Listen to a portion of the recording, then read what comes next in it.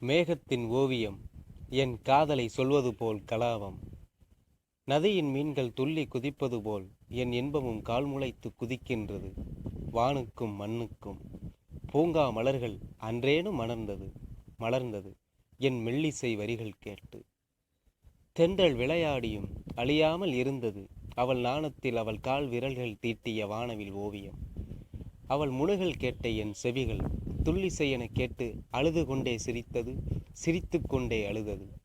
கைதீண்ட பார்த்தேன் அவள் தயிர் உடலை, என்னை தீண்டியது அவள் விஷமப் பார்வை. எழுந்து நடந்தோம் அருகம் புல்வெளியில், வதங்கிய புற்களைக் கண்டு மனம் சுளித்தாள். அன்னொடி நான் உயிரிழந்தேன், கரையினை கண்டு ஓடும் அலை போல. என் எழுது கோலிட்ட வார்த்தைகள் ராகமின்றி தவித்தது, அவள் வாசித்ததும் கனைத்தது.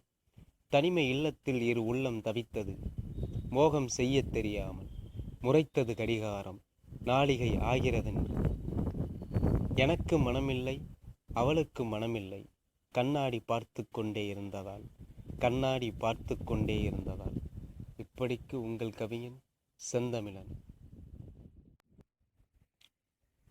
மேகத்தின் ஓவியம் என் காதலை சொல்வது போல் கலாபம். நதியின் மீன்கள் துள்ளி குதிப்பது போல் என் இன்பமும் கால்முளைத்து குதிக்கின்றது. வானுக்கும் மண்ணுக்கும் பூங்கா மலர்கள் அன்றேனும் மலர்ந்தது என் மெல்லிசை வரிகள் கேட்டு. தென்றல் விளையாடியும் அழி